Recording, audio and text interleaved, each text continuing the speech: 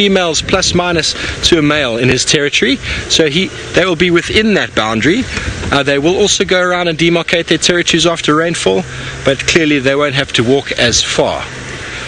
And the males demarcate those territories for breeding purposes, and the reason why territories are smaller in savanna biome than they would be, for example, in the Kalahari, is the density of prey available. We've got lots of duiker and bushbuck and impala here, small mammal species that really suit the diet of the leopard. When you go to more arid areas like the Kalahari, those animals are fewer and harder to come by, and so the territories have to be a lot bigger. Should we carry on around this way, brother? You reckon, eh? Yeah, still getting my bearings, folks. But it is wonderful to be out here this morning. The temperature is nice and cool. It hasn't been too warm. I've been preparing myself for a very warm January, and so far this is my third drive and I'm rugged up and snuggled, and it feels great. But I feel like this afternoon is going to clear up and it is going to get a little bit more warm. But we are going through a little drainage line. These drainage lines are perfect habitat for leopards. The reason why is because the tall trees that you find along these riverine habitats for the leopards to hoist their kills. Small duiker, bushbuck, this is the sort of areas that they quite enjoy. Very thick vegetated areas, perfect leopard habitat, lots of camouflage. As I said, the tall trees enable the leopards to hoist their kills away from hyena, marauding lions who would quite easily steal those kills. And interesting, if you go to areas you don't find lion or hyena, a friend of mine works in India, and the leopards there are the size of lions, yeah? Female lions anyway, and they do not hoist their kills, and the reason is they don't have the competition there as we do here with lions and hyenas. So it's interesting how these behaviors are adapted. Similar on that note, cheetah. They talk about cheetah being completely daytime hunters or diurnal hunters. I know down in the Eastern Cape, a reserve called Shamwari, when they introduced cheetah as the first predator before any lion, the cheetah hunted where and whenever they wanted to. So it's an adaptation of competition that has forced the cheetah into their daytime hunting. And as soon as they introduced lions into Shamwari, straight away the cheetah turned out to be once again a daytime hunter. That's because, you know, running around at night when there's fearsome cats much bigger than you that have the potential to break your bones and eat you alive, it's best to avoid that. Niche partitioning. Active at a different time, similar prey species. As you probably have heard before in the past, lions will actively seek out and kill a cheetah every time they see it. It's very harsh to see. I have only ever once we found a cheetah once in the Kruger Park in the Singita concession, and we saw him. He'd killed a young waterbuck. He'd struggled to kill it because his teeth were blunt, and I'm pretty sure he was quite an old animal. He wasn't looking very healthy. I spoke earlier about condition. We look at the back of Impala, his bum was all skinny, the bones were showing, and we came out on that afternoon drive, and the first vehicle to find it told us what had happened, and lions had confronted him in the daytime. It was a cool day like today. Confronted him, and maybe because of his condition he wasn't very fit, or he wasn't willing to sacrifice that animal. The lions ended up killing him and was in the process of eating him. Not a pleasant sight, not a pleasant sight, not something we like to see, but it does happen, and that's why these animals avoid each other if they can.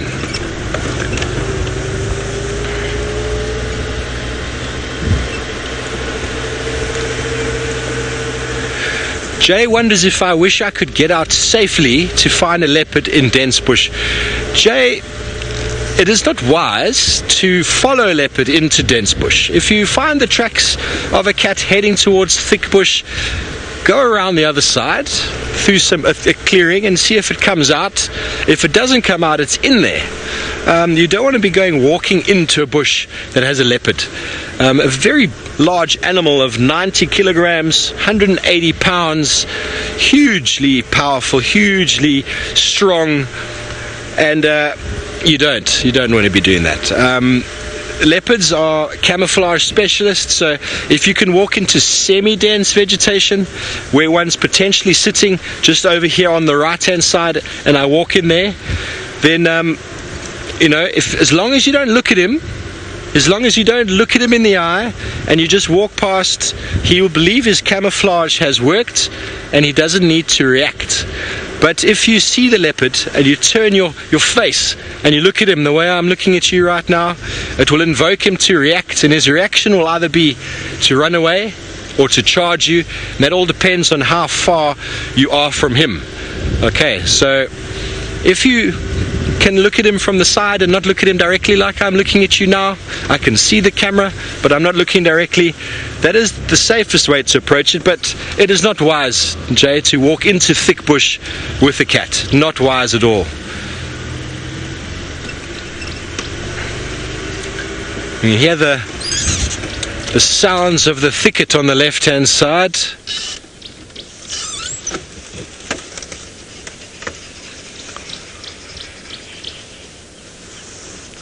11 Bravo asks a question: is it common to find various skeletal parts in trees? And that does happen.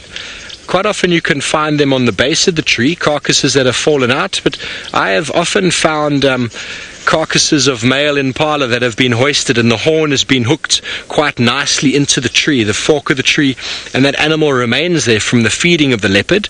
But not often, well, not often that I've seen in the past, but you will find carcasses in trees, but often they have fallen to the ground.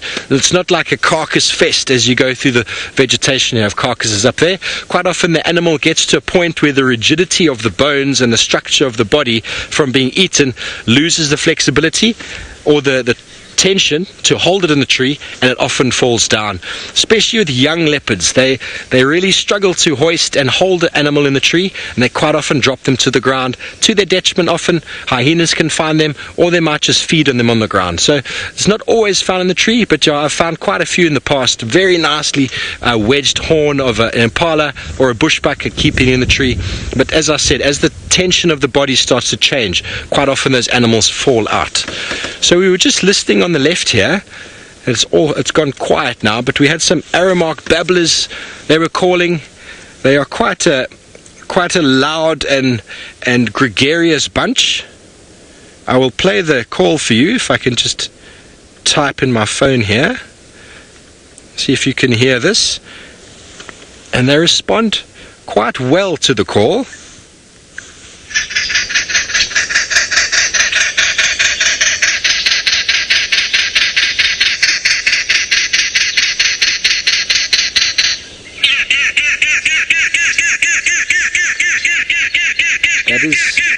That is the call from a group of birds, a little family unit where you have an alpha pair that do the breeding, and they are often quite responsive to a call like that, and you can call them out of thick bush using that call because that is a territorial call.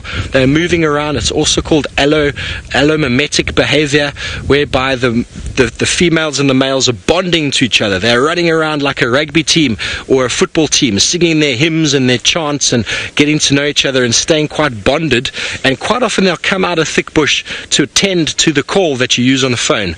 But it's very important this time of year in the breeding season. These birds are looking after chicks, they're looking after eggs, so it's not ideal to try and call birds out. Maybe once, maybe twice you can call a bird, but that's about it. Don't try and attract them away from the eggs, because when you do pull them away from the eggs, you're leaving the eggs open to predation, you're leaving them open to being exposed from the elements, and certain birds, if you call them away from the eggs, will not go back. They'll actually abandon it.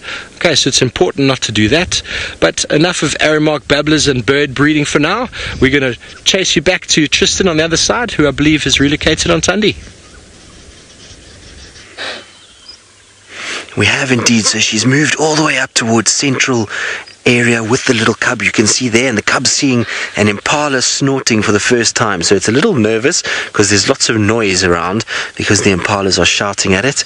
Look, how cute is that little thing? I think it's a bit unsure. Mom, what do I do? I'm not sure what to do. There's so much going on.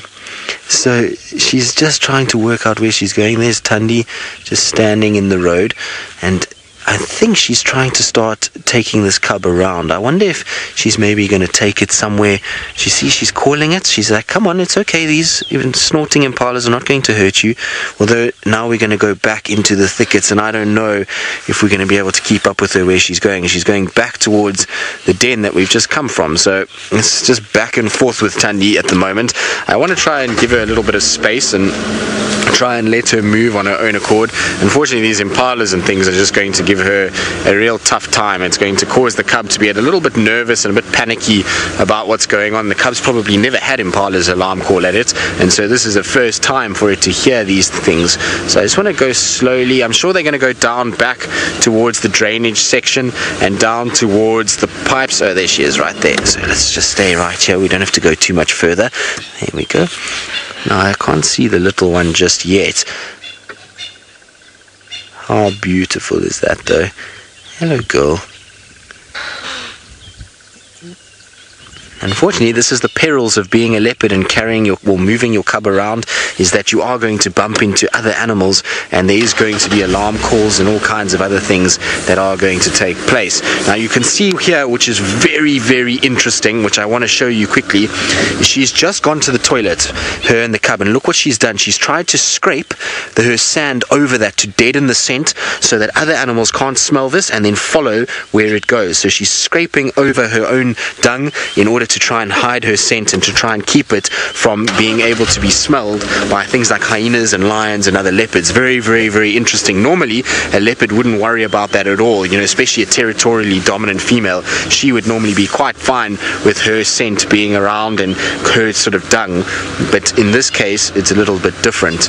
Now, these guys are still calling. Just going slowly because I don't want to frighten her or the cub. Now they should have gone straight through here. I wonder if they're not going back towards the den again. There's a Franklin. I wonder if they drop down. Sometimes she goes down towards the drainage line. She knows it's much thicker, it's much quieter in here, and this is a place where she can hide this little cub without too many issues. Now Rusty, of course, is not being very incognito at all and is starting to squeak as we go down. Let's see now. So I thought she might pop out down this side. This is an area that I've seen her go in before. So I just want to get around this bend and just see, maybe if we just sit by here we might see her coming through the thickets. But it is amazing how quickly you can lose her. In 2 seconds she goes from being visible to being invisible, and that's the beauty of a leopard and why they are so amazing and why it's such an animal that a lot of people have this kind of attraction to. It's because it's so difficult to actually see them and to find them. I mean, she was literally right next to the road and now we've lost her completely. So I'm sure she's moving around somewhere in this vicinity.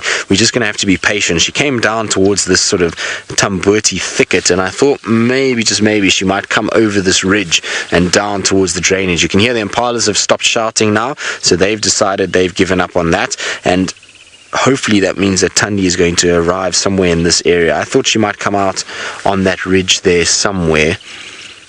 Maybe not.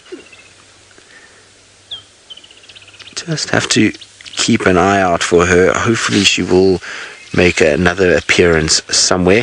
I wonder if Thandi might take her towards water. There is a little pan on the other side there that maybe Tandi's going to take her just to have a little drink of water and get her into that area. It might be worth just checking that side. The problem is the longer we don't have her, the harder it becomes to find her again, because she obviously moves quite a bit, and this little cub, you can see it's very at home around the den site, but as soon as it's outside of the den site it's a lot more skittish, and that's because it knows there's lots of big dangerous things out here, and it must be nerve-wracking. Imagine walking around and all of a sudden there's all these big massive male impalas with horns that are shouting at you and snorting at you, and mom is kind of just standing there and you don't really know what's going on. So that's probably why the little cub got a bit nervous and sort of trotted away and into the thicket, where it knows it can camouflage and it can use its instincts to be able to hide. Where have you gone? Come on.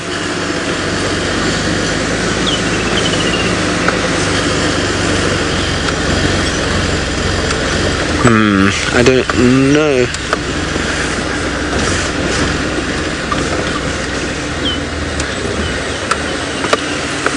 Mobile Paddy wondering if the cub will trust its mom's call to just come and to sort of move in her direction implicitly, and so over and above the fear.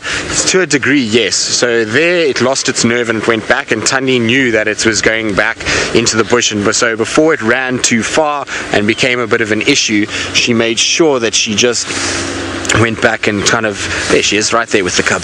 There they are out in the open. Now they're going down towards, they look like they're going towards the camp. So maybe they're going to go towards the dam for the first time. How cute is that?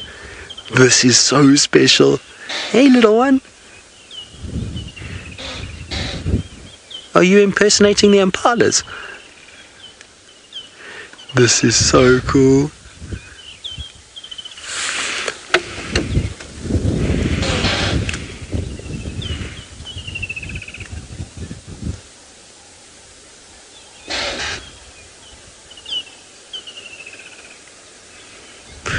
A very warm welcome to those of you that have just joined us on this live special broadcast from South Africa. As you can see, we've managed to find the most elusive of the big cats in the form of a mother with her tiny little 3-month-old cub, and she's just moving it from a den. So they're busy bouncing around. You can hear in the background there's birds shouting, there's impalas, which is a type of antelope. They are busy snorting at us, and then the mom who's slowly calling her cub and telling it, come on, we're going to keep going, everything is okay, you don't have to worry about all the noise. My name is Tristan. On camera today I've got VM, and this is a live broadcast, which means that you can ask any questions that you may have. Just post the questions in the comment section below and we'll try and get through as many as possible. But you see, she's trying to introduce this cub into all of these new places. Now, she's had this cub in a den for the last 3 months, and so it means that the cub has not ventured very far at all, and so now she's starting to take it,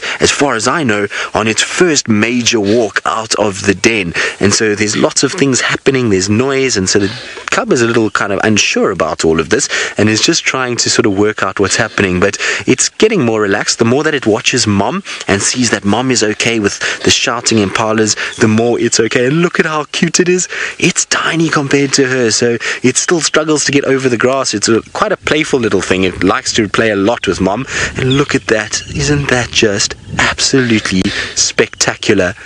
That is as good as it gets, that's for sure. It is the most incredible thing to be able to watch a leopard, and to see a cub of this age out in the open like this is as special as it ever is going to get. Look at that. Go on, man. Catch up with mom, little one. There we go. You see how it stays nice and close?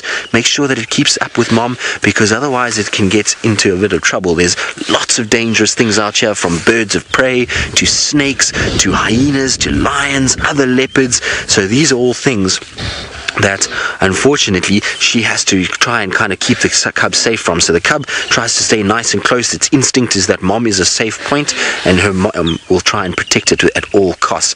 But this is just so amazing. We are being absolutely spoiled by seeing them so nicely out in the open. Normally a leopard with its cub, look, she's going to pick it up because she wants to take it somewhere now. Look. So she grabs it by the neck. That's not trying to hurt it in any way, although it doesn't seem like it wants to be picked up. It's like, no, mom, I can run on my own. I've got my I've got my own legs, I can do what I want. So sometimes they will pick them up and carry them when they're not listening, and especially when they're out in the open like this. But she's decided, the little cub's like, I don't want anything to do with being picked up. I can so definitely run on my own. Mom, you don't need to worry about me. I'm a big girl now. Now the little one is a girl. It's difficult to tell at this age, but when it lifts its tail you can see that it is a little female, and so it's got its mom's already, it's got its mom's sort of fighting spirit and its attitude.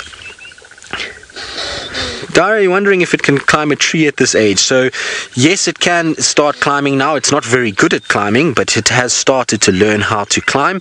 It hasn't quite got things right just yet, but it is learning, and I've seen it on some fallen over trees, and it will start to adventure into the trees, and mom will actually teach it. It's quite amazing how it works. Is a mother will go and she'll climb the tree, and then she'll call, and she tries to get the cub up into the tree, then she jumps out the tree, and then she tries to call the cub down the tree, and that's how they practice getting to learn learn how to be able to climb and to develop those muscles.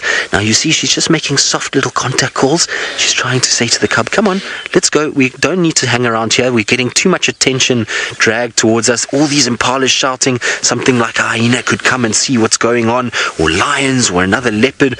And so she's trying to get this cub out of here as quick as possible. So she wants to move and she needs the cub to come with her. But there's the impalas. You can see them standing to attention. They're the ones that are making all the noise. So that's what I was saying. That's what's shouting at her. And she'll want to get out of here as much as possible and as quick as possible, because she doesn't want all the attention from those impalas.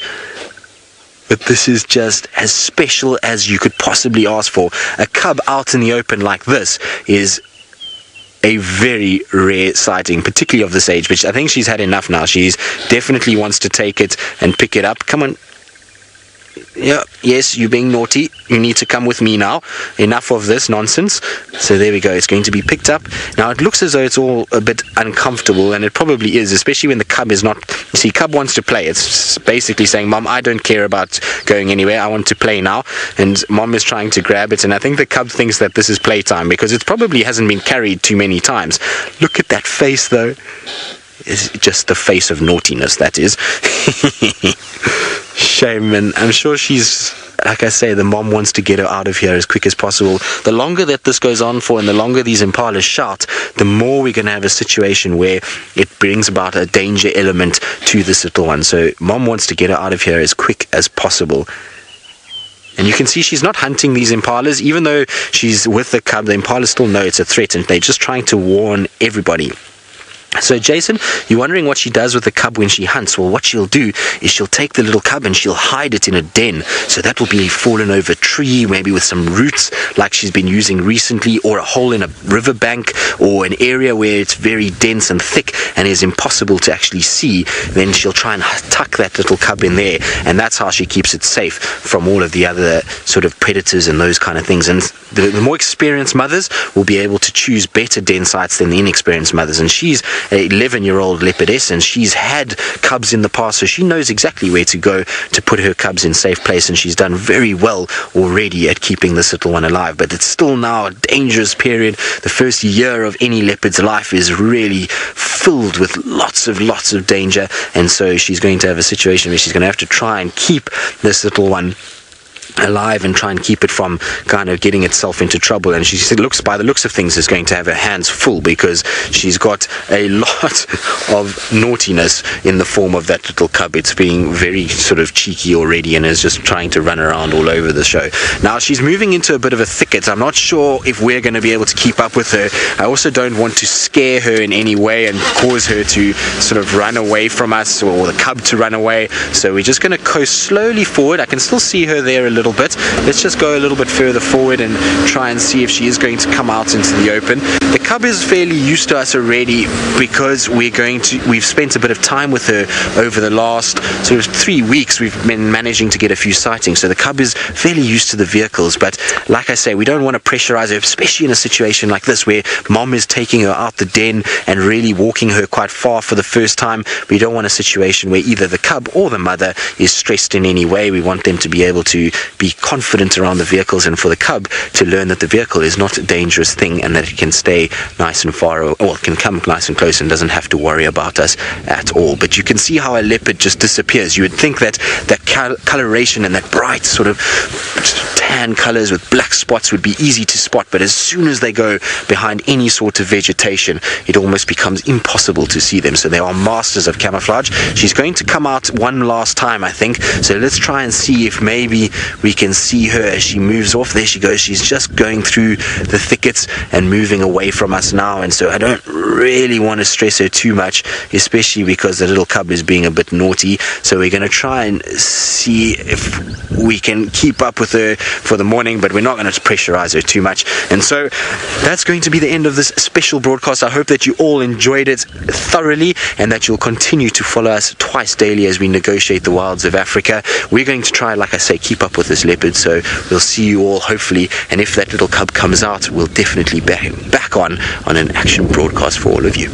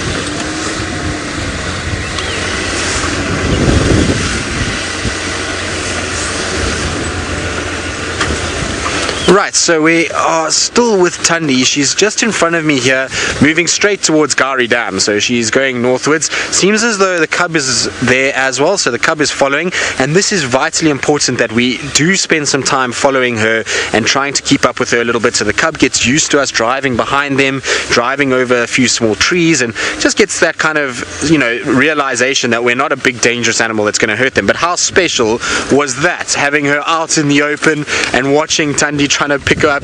She really is a little rebel. Ooh. We've now parked ourselves on a tree that we've now stuck on. There we go.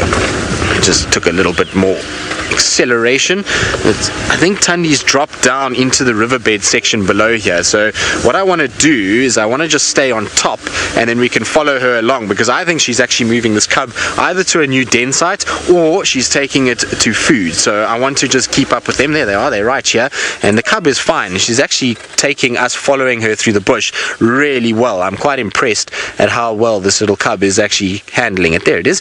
Hello, little one. You are naughty, you know that. Poor Thandi, she was trying to get it away from those impalas and it just didn't want to go. There it goes, little bum disappearing down into the bush. It's full of beans this morning, this little one. But let's keep going. Like I say, if you do watch the dam cam, I would say 3-4 minutes from the dam itself. So maybe it's going to make its first dam cam appearance. In fact, you can actually see the dam wall from where we are. It's just over the top there. So that's how close we are, which is very cool. Now, I'm going to try and keep up with her as she negotiates this sort of donga system. I also need to tell the other guys where I am, because some people have been asking. So while we do that, let's go back across to Steve, who I hope gets some luck with Tingana at some stage this morning. You're back with me, folks, and we don't have any luck so far with Tingana, but we've got one again, brother, just a little bit back here behind you, at about 7 o'clock behind there. There's another one in the tree. We located a bird here, folks. Let's see if we can try and catch it for you on the camera. You see him up there, Senzo. There we go, folks. We had a very nice visual, and now we've got a very nice visual again of the long-tailed shrike, also known as the magpie shrike. Magpie because it's black and white. And the difference between the male and female is that the females have got shorter tails than the males. And similar to the arrowmark babblers in the fact that they do form little family units. I think there's only 2 species locally of shrike that I know that are social. That's the white crowned helmet shrike and the magpie. And these guys are quite common in the savanna areas, but more of your arid areas I've noticed, not really in your moister savannas. And obviously being a shrike, they are related to the family of butcher birds. And if you've heard of the butcher birds before, these are birds that are quite commonly known to skewer or impale their victims or insects on branches. And now, why would something do that? Why would you impale an insect or a lizard or even a rodent sometimes, in the case of the grey-headed bushshrike? Now, these birds are quite predatory. They are aggressively predatory birds, but they don't have the talons that come with most of the predatory birds that we're familiar with. They don't have those very strong feet. So if you're a bird of this size, it's very hard to ingest or to swallow prey that is sometimes the size of your body, maybe smaller, but it's very difficult to ingest such a thing. So by impaling it on a spike or a thorn, which we find many of them in the savanna biome and all of the acacia or Vaccilia species, and they're able to then rip that off as things go. Just like a butcher would do, he would attach the carcass to a hook or to something and then slowly dismember it piece by piece. So these magpie shrikes will eat some meat, but they are also primarily insectivores. But it's also a way for them to eat an insect. There we go, showing us the back. See the black and white, giving it the name pie. You can clearly see the feet there. They're not very, very strong feet, so hard for these birds to pin something down with a foot. And if it turns its head again, you'll see that little characteristic hook on the end of the beak, which is what we find in shrikes. It's quite a characteristic feature of a shrike is that very sharp hooked bill in the front there, which gives it the ability to cut and to tear meat, insect body parts, or even meat of small mammals or lizards. Okay, there's a few of them around. There we go. There's a nice visual of the beak there. Very long tail. I would guess that that's definitely a male. One that we looked at before had a much shorter tail, female, but they live in a little cooperative nest where you'll have the breeding pair, the male or female, and the others are either related, either they are juveniles that haven't left the nest, or they are just cooperatively assisting each other. You can hear them calling in the background, that beautiful little whistle sound, probably not clear to your audio there.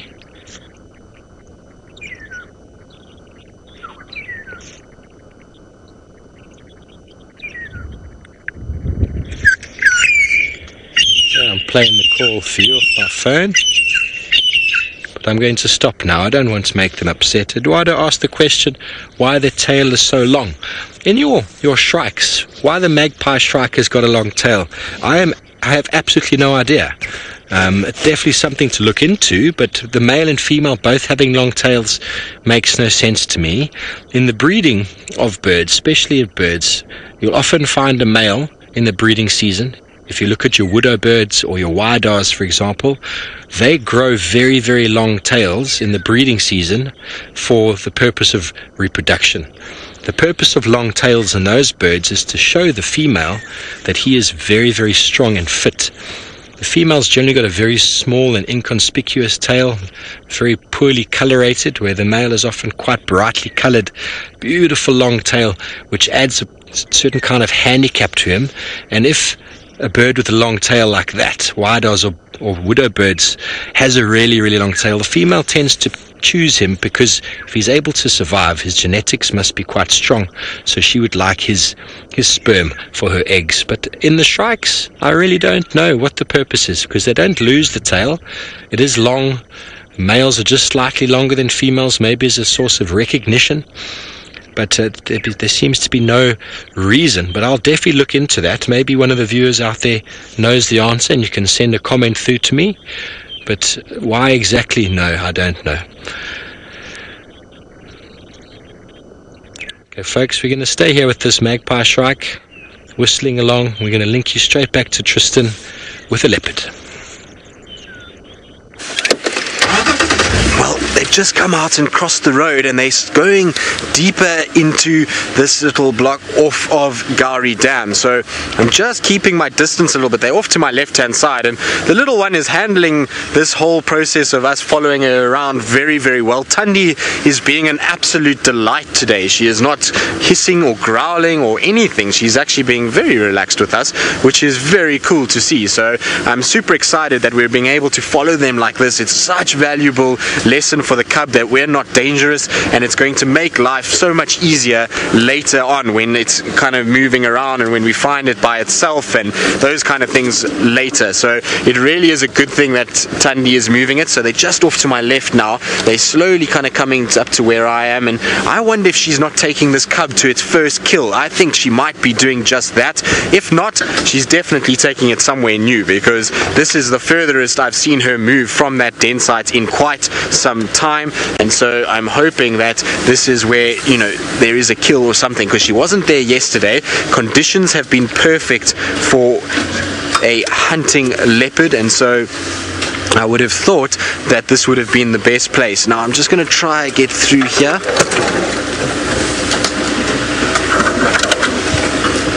Let's see.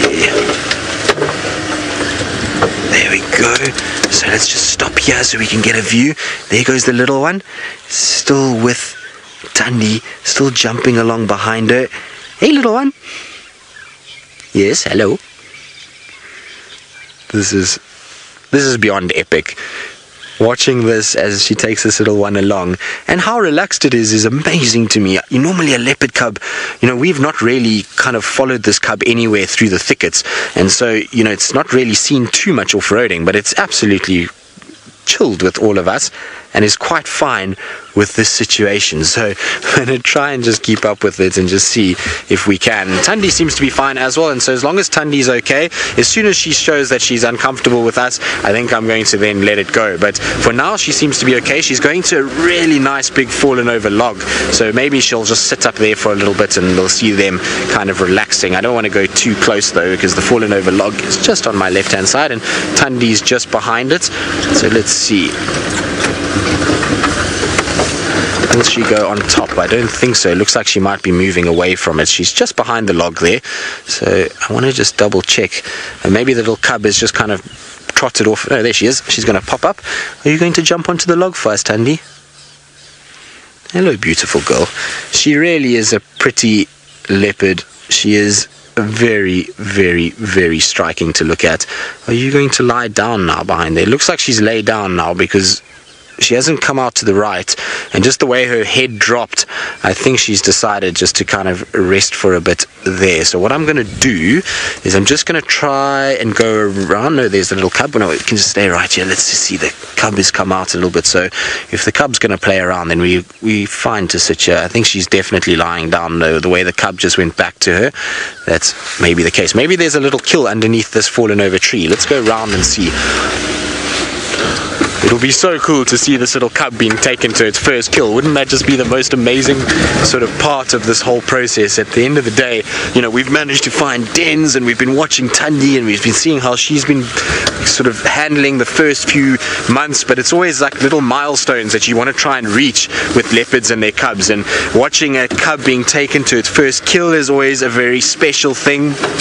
And then, you know, as things go, so it'll be really nice if this has happened and we have been able to follow these two to their first little kill together away from the den itself. Now I'm going to just try and get myself into a better position here and just see if there is a nice place that we can park and watch these two together. And while I do that, I believe Taylor McCurdy is driving around in what resembles more like the Okavango Delta than the Masai Mara, and hopefully she won't start belonging to the Marshmallow Club once again. Good morning, everybody. It's about time, a little bit late, but better late than ever. My name is Taylor McCurdy, and on camera with me today is still Archie, and it is miserable out here. You won't believe the last 8 hours that we've had. It's actually been quite exciting. I don't think I'll ever forget it. So let's jump straight into story time while Tristan tries to get a better view of Thandi and Cub. It does sound like you've had an amazing so far in Djuma, but we're back on track. So our night started off not with the Rupel starlings singing away like I was telling you about, but instead elephants. Elephants everywhere around our tent from about, I don't know, 11 o'clock right through to about 2:30 in the morning. And the first time I heard the elephant, and I'm going to play a sound for you, because remember yesterday I said I was going to record the Rupel starlings and how they sing the whole night long. Well, their sound was drowned out by elephants feeding. So I woke up and I just sat up and I looked around, and all I could see outside my tent. So most of you know these luxury tents, or just any kind of a tent, typically you'll have the canvas flap, and then you also have the mosquito meshing too. So you can have either the canvas zip closed and no air comes through, or you can have them just the mosquito netting. Now, we always sleep with our tents open, but you know what I mean. So all I could see was this white ivory that was illuminated by the moonlight. And I couldn't even see this elephant's head. I just see half of his trunk, his feet, and one of the biggest bulls I think I've seen in the Mara, almost touching the ground, feeding right outside the tent. I wish I could have gotten a video for you, but it was just too dark. So anyways, happily munching away, and then the next minute I hear this sound, which I will get for you in 2 seconds. It was quite funny, and hopefully you're going to be able to hear it. Let's see. Ellie's at Sala's. That's probably the one that I want. It's here.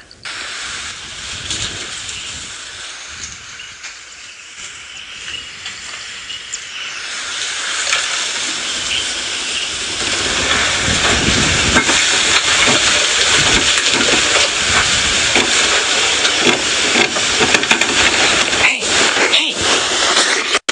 Could you hear that? I don't know if you could hear that dong, dong, dong. That was literally our tent going shaking, and it's not a small tent, it's a massive luxury tent, and he was pulling on one of the guy ropes. He thought it was quite fun. So I had to obviously go, hey, stop, because he was about to pull the entire tent down. Not on purpose. I think he just wanted a branch that perhaps that guy rope was attached to, and he thought, what is this thing? Let's get rid of it. So we had that for a few hours, pretty much an entire herd of elephants. Then there was a youngster, and I think there was a hippo or a buffalo moving around at one point too. And this young elephant kept trumpeting at whatever else was moving around. So every now and then you just doze off and you hear... So you'd sit up in a panic going, what on earth is going on? So it was really cool. The whole night was just filled with crunching, and then they pulled a massive tree down right in front of our tent, so we had a big log and all these branches blocking our pathway this morning, so it was quite exciting. Then the rain came, and the thunder and lightning was insane. Both Manu and I both shot out of bed at one point because there was a huge clap of thunder overhead, and then it didn't stop raining. But it wasn't just a drizzle, it's now finally starting to let up. There's a slight drizzle. It was a torrential downpour from about, I don't know, between 2:30 and 3 o'clock right through, we were basically locked down in camp. We couldn't go anywhere. So it was very exciting. I almost slipped a few times with my cup of coffee in hand. It would have been quite funny to see. So we've had a very exciting evening, very little sleep, but it just reminded me how much I miss being in the wild, and it very much reminded me of living in Zambia, staying down at Silas Camp. It is incredible, right down on the Sand River, and lots of vegetation around, the birds, the wildlife, literally moving in and around camp. We've had lions walk past the tent before. It was exceptional. So we've had so much fun over the last couple of hours. Archie, was that your first time having elephants come so close to a tent before? Archie's going, yep. It's pretty daunting as well, because you think there's a piece of material between myself and this elephant. What, they could just, if they wanted to, they don't. They really don't care. I did sneeze though at one point, and then I heard them run away. They got a bit of a fright, so I did scare the herd of elephants at some point. So that was quite funny, but then they came back again and then carried on feeding. But I think there was more than one herd moving through those thickets, and you've seen how short the grass is on the other side. So they are drawn, of course, to the riverine thickets where there's a lot of vegetation to feed on. So for those of you that have never been on a safari experience, I can guarantee you, if you were in the tent with us last night, you wouldn't have slept a wink. You would have been so petrified, but there really is nothing to fear. The only reason why I chased that elephant is because I don't think he quite realized what he was doing, but it sounded like he was strumming a guitar and he was playing a midnight tune. It was really an incredible experience, and I just sat there in my bed smiling, going, this is amazing. I love my job. I love doing this. I could do this every single day. And then I went, hang on, Taylor, you, as soon as possible, maybe in a few days, we'll wait till Jamie and Brent come back, because I'm sure they'd be excited as well to head across the river. And I'm going to try and stay down at Silas for a few days, spend a bit more time with the Black Rock Pride. It would have been a nightmare trying to get to the Black Rock Pride because there's a lot of black cotton soil around. That side of the side is flooded, absolutely flooded. The rivers are full. The Mara River, and hopefully we'll try and have a look at it this afternoon, or if we get close enough to it now. We're just near Serena, so we're not quite near the river just yet. But yeah, we could see that river raging. Now, Vegas Beauty Snob, I love that Twitter handle. Every time I'm here, you're wondering if I ever get scared. No, you know what? I'm so used to it. I've sort of become desensitized to the sounds of the night. I don't sleep very much anyway, so I'm often awake. But something like that is just, I view it as an amazing experience. I don't even get an adrenaline rush from something like that anymore. I just sit and enjoy and just watch. And it was really nice that the clouds hadn't come over yet, because if that storm had come around while those elephants were around the tent, we wouldn't have even seen them. But of course we had full moon just the other day, so the light was stunning, just shining down on the elephants. Like I said, all you could see was just their ivory as they were moving around. It was so cool. So no, I don't get scared. I would imagine it'd be quite daunting though, and this has happened a few times from my understanding at Silas, is the big herds of wildebeest. Obviously they cross the Sand River first, and when they leave, that's the last river that they cross out of the Masai Mara and the Triangle. intelligent creatures, Archie. I mean, we watch it. They're very much like sheep, that herd mentality. If one does something, they're all going to do it. So when they stampede, they've stampeded right through camp before, knocked things over. That would make me a bit nervous, because I reckon they'd run straight into the tent. Sometimes they get themselves so flustered they don't even know what they're doing anymore.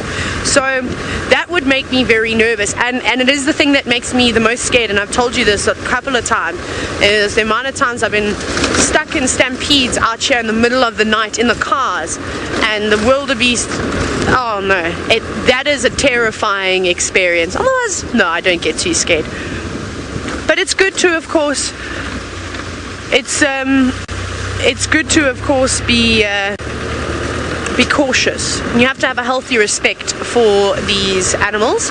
If you don't, that's when accidents happen. But it's because I've also been living out in the open, in camps that have had no fences, you know, having elephants and lions sleeping next to your room. I mean, I can't tell you how many times at Sabi I'd wake up and open my curtains and I'd see the Southern Pride walking between the swimming pool and my room.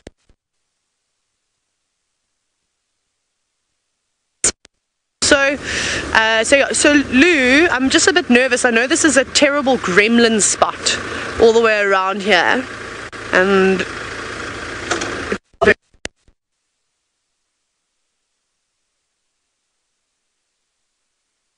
looks like it had all the rain that they've needed. I don't think it's rained for so many hours.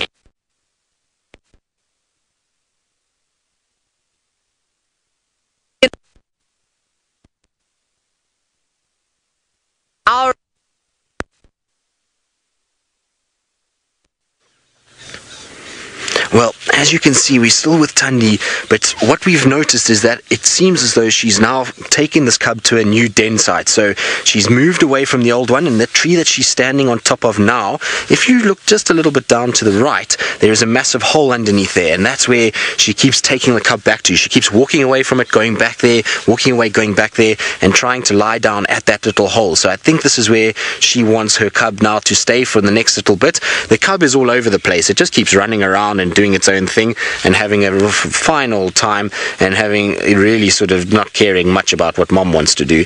But she keeps settling there, and she's also been a little bit sort of more sort of hissy since we've come into this area. So I think this is what she wants, is to keep the cub at this tree itself. So I'm not going to spend too much time here. I want her to settle with the cub at this new den site. If this is the den, you can see they're talking to each other now. Let's see if it's going to come through.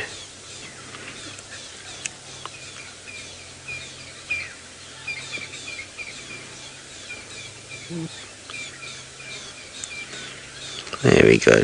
Now hopefully she's going to lie down there. I'm just trying to keep my voice down, because whenever there's a new den site or something like that, she is going to be far more aggressive about it until she settles in that area. So the fact that she took us all the way here with the cub means she's confident enough that we're around. She just has an area that she wants to kind of keep the attention away, and to try and just keep us at a safe distance. So as soon as she starts sort of any growling or hissing, like I say, that's when we know it's far enough. And parking where we are now, she seems to be much more comfortable, and hopefully that little cub will come back to where she is. I'm sure if she lies down, the little one will move back into that area. But this has just been the most special morning, and watching her taking this little cub to a new den site is a big vote of confidence from Thandi. She's then basically told us, you know, I don't mind you being around, and if she's going to lie down, that's going to be even bigger vote of confidence for us. There we go.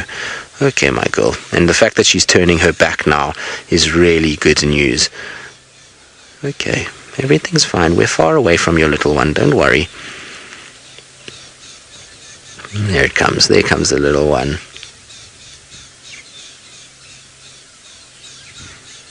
Mary, you say it's a good thing that the new den is so close to the dam. Exactly, Mary. It is as good as one could ask for, because she should come and drink quite a bit. I don't think the cub will come down and drink. See, the cub's going to start suckling now.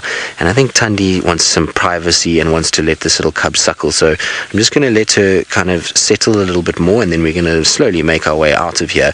But it is really nice that she's so close to the lodge, and that she's moving the cub deeper into Djuma rather than southwards towards the sort of southern boundaries. She's now really as central as it could be, which is fantastic news. So she really has taken over the same territory as Kruger in terms of denning, and she's in the area where she was born as a little cub, which is fantastic news. But look at that, isn't that just the sweetest thing? The little eyes are closed. After a big walk, it's time for some food and a little drink.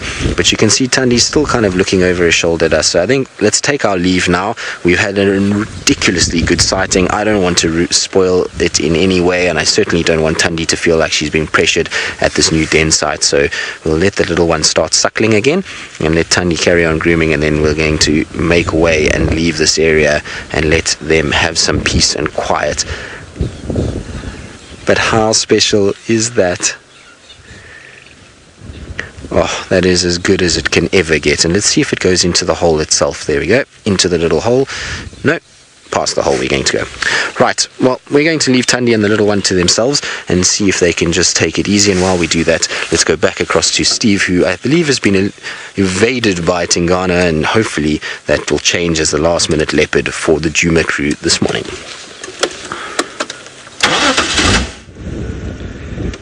Welcome back. I believe you've had a wonderful sighting of Thandi and the new cub. I've yet to lay eyes on that beautiful little creature. I did see it on the TV the other day. We have been evaded, folks. We've been driving around. We have not relocated any signs of Tingana. We've taken quite a big loop and a loop and a loop, and it's just the way it goes. We're going to keep going. We've moved a little bit away from the area now, just making the circle a little bit bigger, keeping eyes open for anything we might be able to locate on the road. But what a wonderful morning you've had. I believe Thandi's now got a new den site. We've tried to investigate a couple areas where there might be some hyena denning, but as of yet we have not managed to relocate any hyena at those den sites. So 2 out of a number, so we will get there eventually. But you know the difference between leopards and hyena. Last night we were talking about lions. Lions don't have much of a den site. They generally just seem to tuck their youngsters underneath the bush. Leopards, a similar sort of strategy. It's not like an intricate sort of area where they will hide them, and it often leads to quite poor parenting or fatalities, or what I could say is survival of those individuals. Whereas the hyena, we spoke earlier about the termite mounds and how important they are for the area and for animals, and hyenas generally use termite mounds, which have been opened up and excavated by aardvark, that elusive, beautiful animal that we only see every now and again out there. To capture one on camera, I think, would be unbelievable. I've never captured one on a camera. The best photo I have is very, very bad, but I still claim it.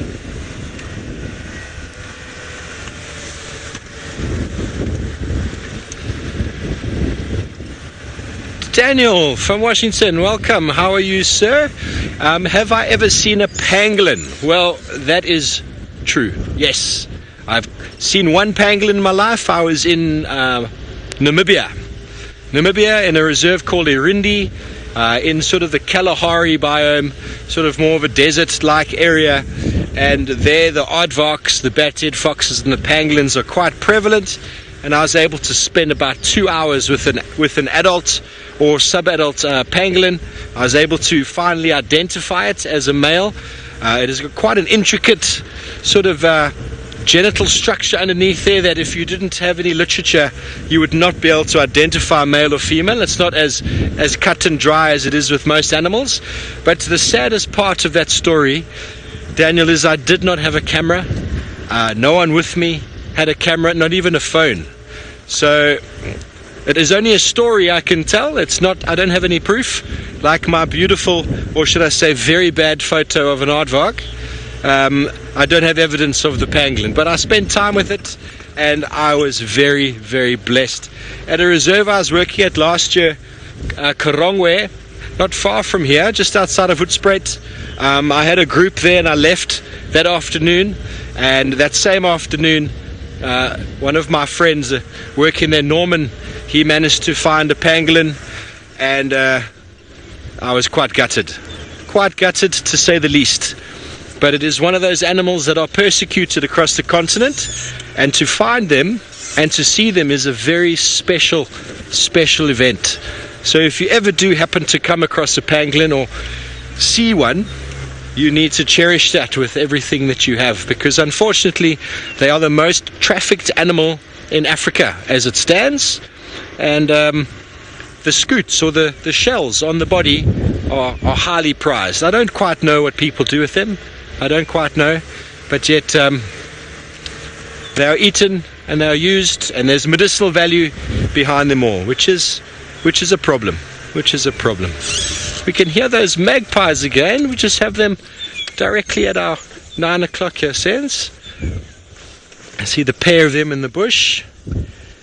Can't help myself, folks, when the birds are out and active and doing what looks like a little bit of a display. Seems to be a little bit of something going on there.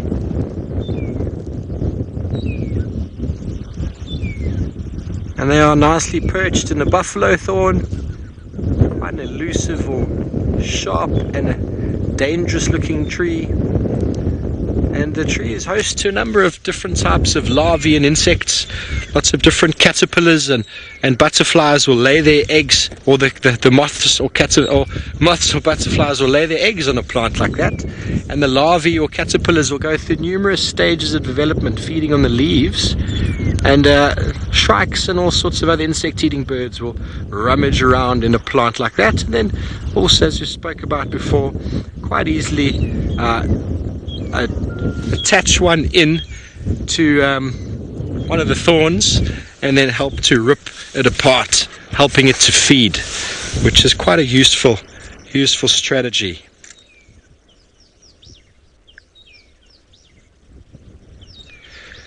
Brent, a question: how many hours do birds spend sleeping? Well, basically, Brent, as soon as the light diminishes and it gets dark and they can't see anymore, most birds will call it a day. They'll move into a tree, quite often quite a nice sort of protected tree, a buffalo thorn or acacia, somewhere where it's quite difficult for something to just jump out and get them, and they will sleep until the early hours of the morning when the light starts to show itself. They won't present themselves or call or move about until they can see. By calling in the morning and giving away a position is a silly thing to do until you can see what's going on. But then we do have nocturnal birds. We have lots of owl species, nightjars, certain thick-knees that are actually active at night, and their eyes are much bigger and they're adapted for activity those times. We spoke earlier about cheetah and lion sort of partitioning different times when they're active. That's the same with birds, insect-eating birds like your nightjars. I can show you a picture of one. They are a very strange looking animal. Let me just get into this very strange looking animal with a really big mouth, almost like a beluga whale. They fly through the night. Fortunately, none of these pictures will actually show the mouth wide open, but there, if I show you just on the screen, there you can see a camouflage picture. How's that sound? Is that right?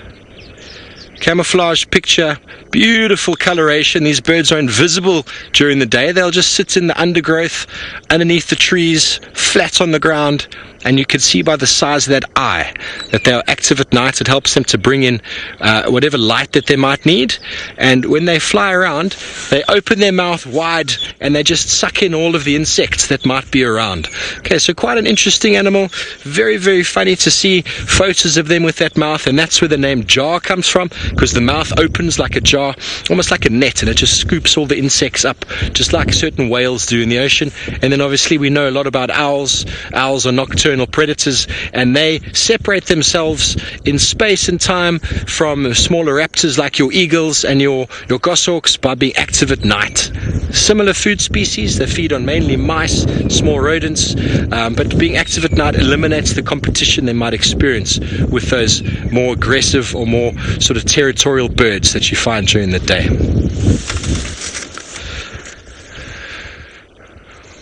What a beautiful afternoon. We are going to continue on. Afternoon, I mean morning. I apologize. We'll leave the shrikes to their display. We're going to keep on going down the road here. Still always looking out for the elusive tracks. And you never know what you might encounter along these roads. Every corner could potentially be something. And we're going to send you over to Ralph in the Mara. Good morning, everybody, and a very late welcome to this part of the drive up here in the Masai Mara. We have returned to the Mara Triangle, and we're 1 degree south of the equator. Yep, you guessed it, we're up here. And my name is Ralph Kirsten, and on the camera we have Manu. Hey Manu. Well, I can tell you that yesterday I spent a lot of time in the sun, as you can see on that very nose there. But being it around the Christmas season, you know, I like to stick with tradition, and I have often been called Rudolph the Red-Nosed Reindeer. Well, yesterday at least we followed our noses and we managed to find those cheetah and eventually got that kill. So it was all in good faith, and we had a wonderful time. But lo and behold, we saw that storm approaching yesterday afternoon, and wow, did it come down. Last night was a real experience. It sounded like the heavens were just pouring buckets on us, and it was amazing. We had elephants next to the tent and hippos, and I'm sure that Taylor has informed you of all our shenanigans, but we've managed to get back across the river, and so now we're in the Mara Triangle watching some gazelle and topi, and that was one of the unfortunate little youngsters, not that there but the topi before, that got taken out by the cheetah yesterday afternoon. So my plan for this morning, just because we have come in so late, is to try and head to the hyena den and see what they've been up to. But the roads have been quite tricky, with there being a lot of water and everything is slippery and slidey. So there might be a bit of fun while we're driving along the road, and you will see that the water is going to be spraying out everywhere. We can't complain. It has been a little bit dry, so this rain is very welcome, and trying to sort out a youngster or a female. But what a wonderful day it is indeed, and please don't forget to send your questions to me on the YouTube live chat. I know everybody else has mentioned it, but you can send your questions straight to me, and we'd love to have your comments as well. So I think, Manu, it is just about time for us to head on over to that hyena den. It's not far from here, so we're going to make our way over and go and see what's happening. So, welcome aboard the slippery, slidey show. We have diff lock engaged and we're ready to rumble. It's always difficult. You just need to remember that when you're driving on roads like this, which is very soft, very slippery, put your diff lock in and also maintain the momentum. Now, sorry topies, but I can't really stop here, so sorry about that. It's a nice little slippery slidey there. Sorry guys, disturbing their little snooze, but as I say, I do need to keep going, and that's the only reason that I have disrespected those topi and not let them carry on with their little nap. But I'm sure they'll be alright. And that hyena den is coming up just in front, but I have to stop there because we've got a frog that is just jumping in the road, and I'm quite scared now to actually drive him over. So sorry about this, folks, but I'm just going to jump out quickly and get this frog out the way. I don't want to give him a squash. And now I've got... Excusez-moi. Where are you, Mr. Frog? Where'd he go? There he is. There we go. Out the road. Thank you. Looks like a leopard toad or the western olive toad, one of the two, but at least we saved him there. Very often when you do drive on these two tracks, you do need to be a little bit careful, because obviously you have a lot of terrapin and frogs and things that do come in the puddles. Sometimes it does help just to give a little bit of a wave in front as you go, because it makes them surf to the side. But if we obviously identify any little individuals, we can stop and just get them out the way. Don't want to drive over a terrapin. That would be a shame. very slippery here. And bumpy. Sorry, Manu. There's lots of fun out here. Lots of holes, and that's the trouble as well, because you can't really see the holes when the water has filled them up. So you just need to drive a little bit carefully, maintaining the momentum, but at the same time not driving too fast that you can throw Manu out the back. That's the last thing we'd want. So just looking at the scene, there in the background is the Olololo escarpment with the clouds covering them in front, and I know it's difficult for Manu now with this shaky road, but we do need to get through this mud a bit here.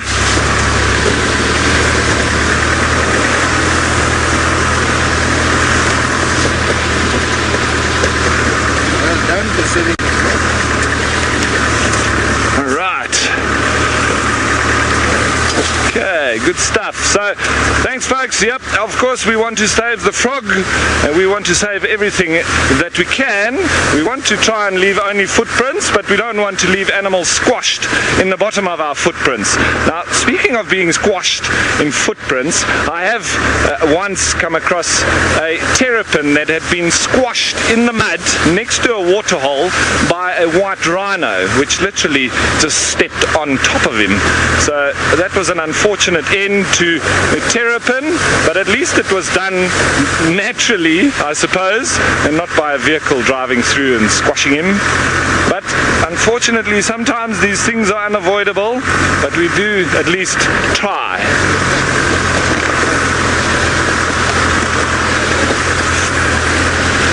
So let's see what we have here. Actually, let's just stop here for a second, because we've got some wonderful elephant that are just grazing through here. So let's stop and have a look, and look at that backdrop. It's very beautiful.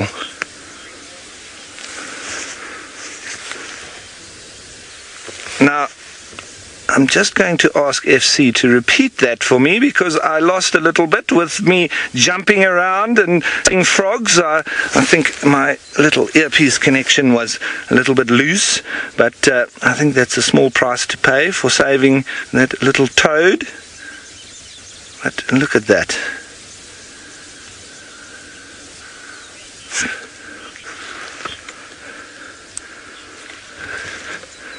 Now, I walk in the rain. Thanks for your comment or your question asking where is my marshmallow bagged. Well, I think Taylor is going to be doing an official handover maybe this afternoon. So I'm sure if you tune in later today, you might see a little bit extra from us, and I'm sure Taylor and the other cam ops will really enjoy that. So we'll send that through to you either this afternoon or as soon as possible. But yeah, I'm sure Taylor can't wait, so we'll have to get that over and done with. But what a beautiful morning it is. After that rain has come down, you can see the elephants are nice and clean. It's the same with our Land Rover. It's washed off all the dust, and with the roads as well, it's made it less dusty and just contained that loose dust, which is very nice. And there's a youngster. Looks like he's got some mud on him as well. Nicely grazing through. What a tranquil scene, huh? And it sounds like you guys have had a wonderful time this morning over in Djuma with Thandi and her cub. I still am longing to see that little cub of Thandi's. It should be beautiful, but I'll have to wait until I get back down to South Africa. And in the meantime, we're going to just have to enjoy what's happening here in the Mara Triangle. Now, it was absolutely mind-blowing for me being across on the Greater Mara Reserve. It is a wonderful wilderness area and such a concentration of predators. It just, yeah, it's one of those phenomenons for me that has to be seen, and so we try to bring the best to you. And yesterday was just a race around to find all these different predators, and what a wonderful day it was. even if I did get a lovely red nose in the end. But we'll fix that up. We'll get some after sun going when I'm back at camp, and just enjoying the nice coolness today, at least a bit of respite from the heat of yesterday. But you can see here, with it being nice and cool, there's very limited, if any, ear flapping from the elephants. So they are obviously nice and cool and quite comfortable in the temperature that we are now. It's probably below 20 degrees centigrade and probably around mid-60s Fahrenheit. And with that wind chill factor, it's probably a bit less. There isn't much wind, but obviously driving, we do get a little bit of it. These elephants are very, very relaxed and enjoying this grazing through the marsh. Sort of on the edge of the marsh here. As you head north from here, then you start getting into the marsh. So they're just on the edge, but still dominated by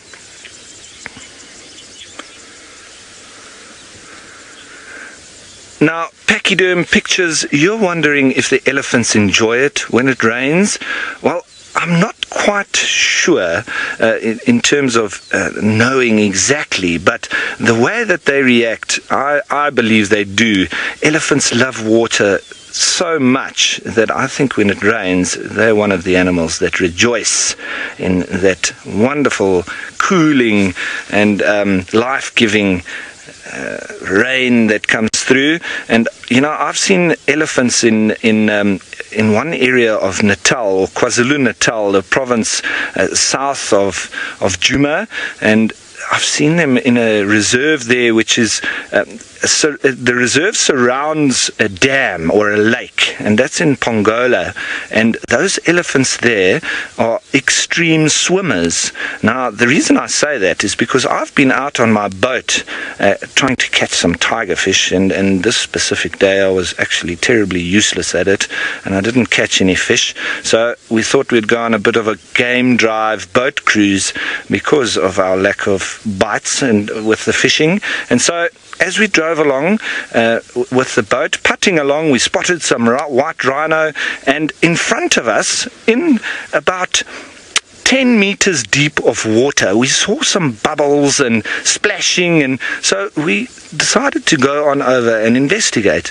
And as we got closer, we started to see tusks coming out of the water, and there were two sets of them.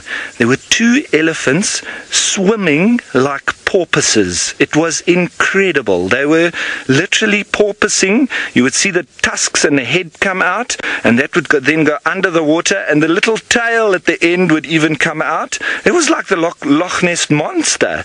It was incredible. I couldn't believe my eyes. But I was so enthralled by what was happening, these two elephants porpoising behind each other, that I realized very late that in fact they were charging us in the boat.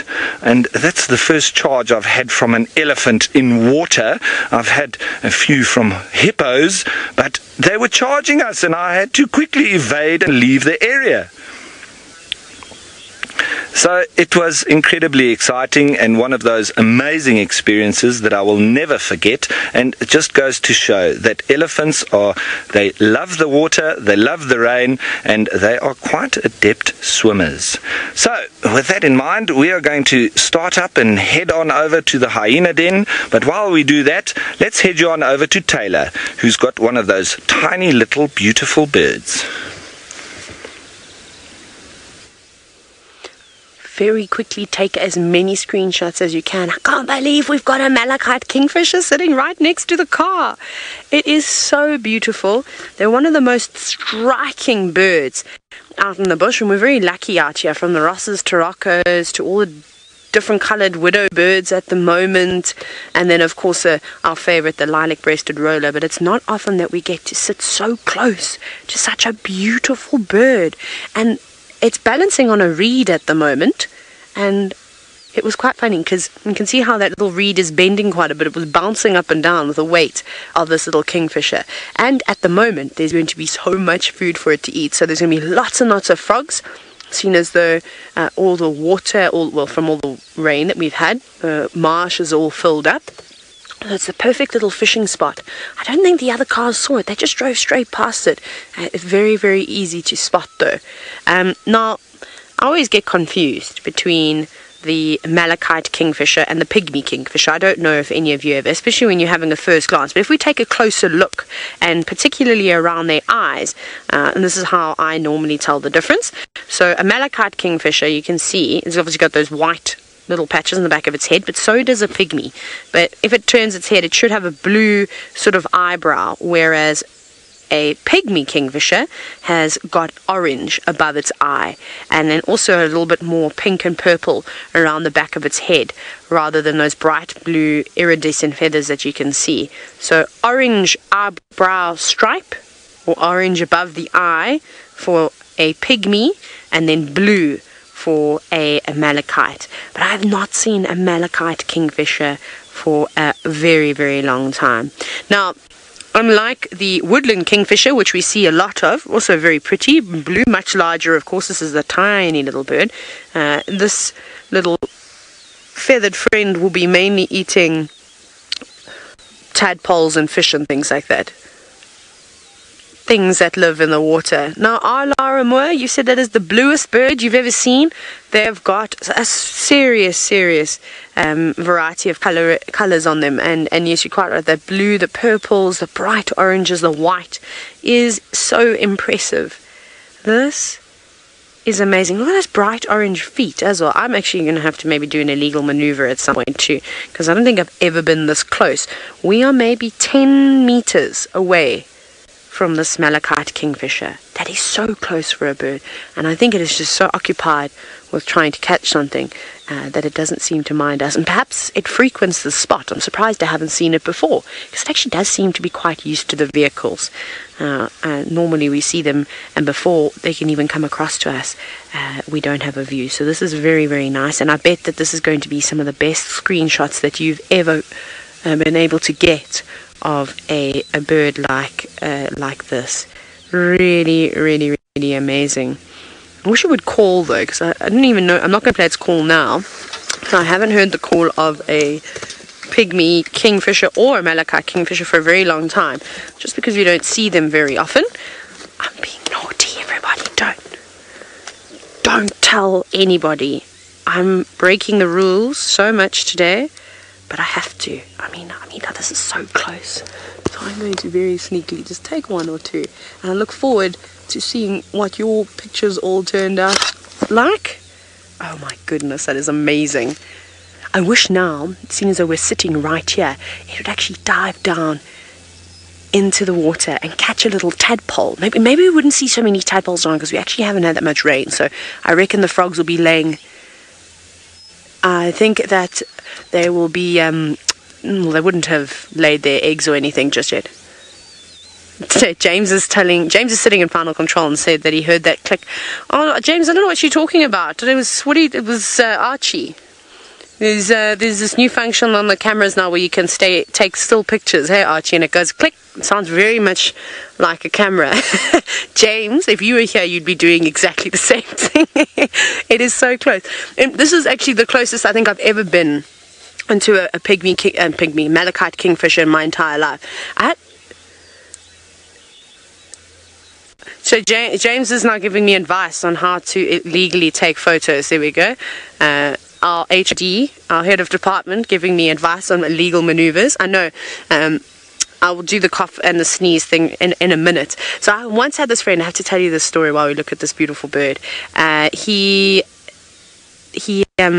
see he's got, look at this, all the little water wells here that it can fish in. So basically he sat in water for ages and ages and ages and ages trying to get the perfect shot of a kingfisher, but unfortunately it took a few days of him sitting in the same spot. And what they normally do, kingfishers are quite predictable, kind of like the dragonflies. They'll fly down, catch something, and they normally go back to the same perch. So he worked out where this one was, and he sat there for a few days while he was on holiday. Eventually he got the most incredible picture, not of it diving into the water, but he just managed to wade, and he was so close, so close. He did have a big lens, but it was pretty spectacular. Right, should we try this out? Because there is a car coming, so we're going to have to go just now. Oh no, but James, if I cough, then I move the camera. and then I don't get the picture that I want. So that kind of doesn't work. I'm going to take one more, but now my camera is just taking all sorts of photos because I've got to manually focus here. These experiences are once in a lifetime, and taking photos of birds are pretty spectacular and hard. Lou, please can you say again how many does Shamson have now? 100 and? Sorry, I kind of missed that. The number. Did you hear it, Archie? No, Archie didn't hear it too. Can you see the reflection of the bird? Oh, 141 malachite kingfisher for Shamson. Let's just move to another perch. Let's see. Oh, come back. Come back to your original spot. Hang on, I'm going to go forward. It's so cute, the way that it flies. It's so delicate. Oh no, I've got my indicator on. My flicker, for those of you that don't know. I want to see how relaxed it is. Obviously it's now moved around. We've got a woolly neck stalk that's also joined. Okay, I'm going to move off the road. Let's have one more look at this beautiful kingfisher, because you never know. It's now changed angle and it's looking at us, which is quite spectacular. So very quickly, get your snaps in. This might be the last time that we see a bird like this. I don't think I'll see one again for a while. And I'm going to send you across to Ralph, who's finally made it to the hyena den, and hopefully there are going to be some beautiful hyena there.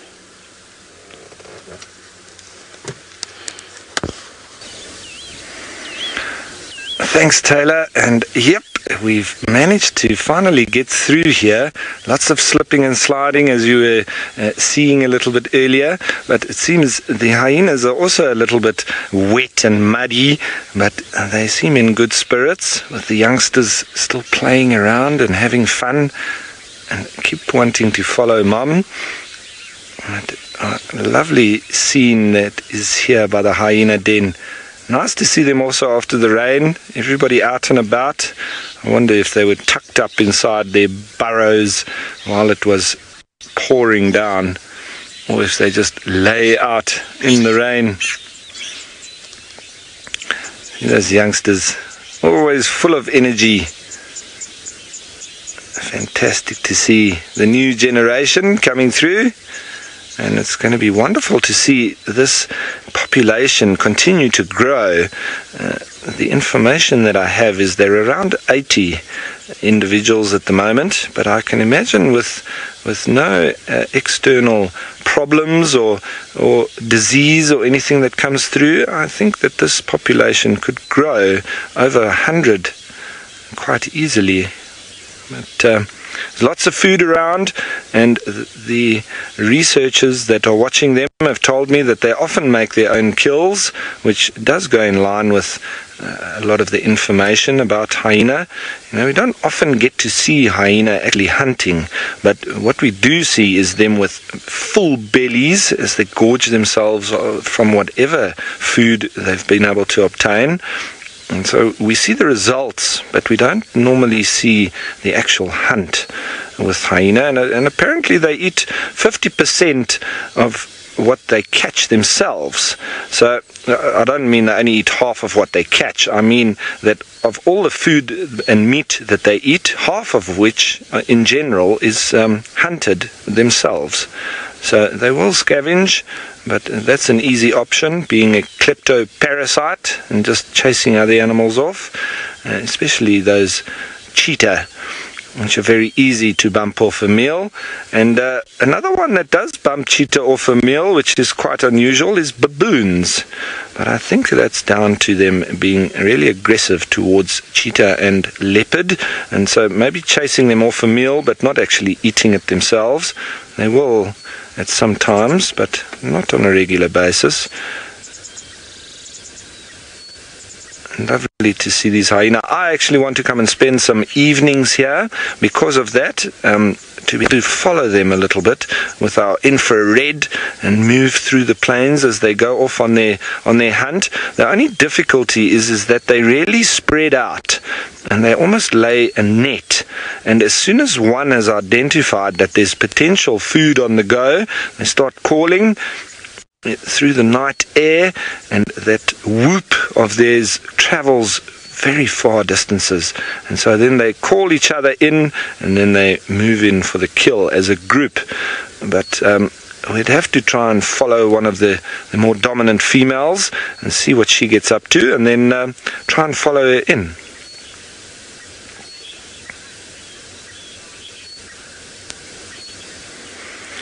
Now, pachyderm pictures, you're wondering, or you've stated that you're very surprised that animals this large can burrow. Well, I don't think that I'm pretty sure that it wasn't them that initially made this. It was most likely either a porcupine warren or the aardvark, which is the master of digging, and he lays all those burrows for 90% of the animals, including the warthogs. That would have been a aardvark burrow that a warthog has then taken over, because the aardvark, they walk around every night, and there is potential that they can actually dig a new burrow every single night. So they're quite nomadic, and they almost just dig their burrow for the evening, and off they go the next day, leaving these wonderful burrows for other animals to move into. And it's quite interesting to note the different kind of animals that actually use aardvark burrows. It's incredible. There's birds that use them, like the blue swallow and the African or South African shell duck, as it's called now. From them to African rock pythons and plated lizards, and then on to jackals and warthogs, and even lion, leopard and hyena. And the list goes on and on and on for all the animals that make use of the wonderful aardvark machinery that is his digging claws. He makes these lovely homes for everybody else to move into.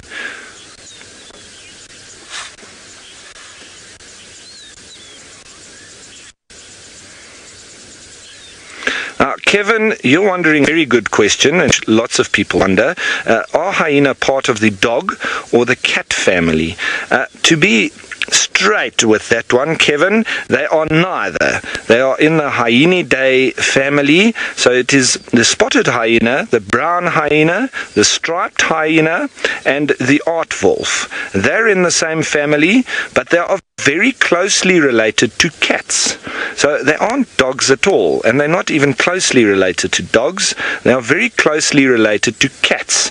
Hence the reason why we don't say hyena pups, we say hyena cubs, because it is way more fitting to call them cubs than pups. But they do look and present themselves more dog-like, and their tracks even can be confused with dogs, very, very dog-like, with the claws that are not able to retract, and also the 3 lobes of the cats versus the 2 lobes of the hyena, which 2 lobes being very similar to that of a dog. There is a tiny little third pad with the dog, but that's one of the small little subtleties that you can notice if you're trying to distinguish between a dog and a hyena track. But it takes a little bit of an expert eye, and it's taken me many years to be able to distinguish between dog and hyena track, but now I can see it a mile away. So some of these things do take time and practice and many years of looking at different tracks. It's the same as, people often ask us as guides, how did you spot that when you were driving and you saw a lion in the grass or the hyenas across the road? It's because we're looking for specific things. And so we know what we're looking for, and it's many years of looking for exactly that. So a little bit of the tricks of the trade, but it's all wonderful. And the longer you spend in the bush, the more you know about it, and the easier you find wonderful sightings like this. Now, speaking of wonderful sightings, Taylor has got a lovely, massive nest and bird to show you. We're not quite there yet on the massive nest. We're still getting there. Guess who's back? Guess who's back? Mr. and Mrs. Hammerkop, who have been building their nest in a patternwood tree here at the bridge, quite close to the massive forest in the Mara Triangle. They're back. I can't believe it. They've been gone for about a week. We started seeing them building nest and constructing it, and this was never here, so this is a new one. Perhaps it's a young couple that's just moved in. And then we had the southern ground hornbills pecking around in it and looking for things that may have been left behind. Obviously they came up empty-handed, but I bet you're all just as happy as I am to see that they are back. And then the other one is, can you see it just down there? No, we're going to look far away, but just down on the road, there's the other one. Now, unfortunately, it's very difficult to tell the difference between male and female hamakop. They pretty much look identical, but I am amazed. I thought they'd completely abandoned that nest. Oh, that was attractive. And I'm not sure why on earth they left and they'll come back again. But now we can continue the process of watching the hamakops build a nest from scratch. But what an adventure it has been over the last few days across the other side of the reserve. Elephants attacking our tents, from the Black Rock Pride sitting up and posing, cheetahs and all sorts of wonderful things. Anyways, it's all going to happen again this afternoon on the Sunset Safari, so make sure you tune in then.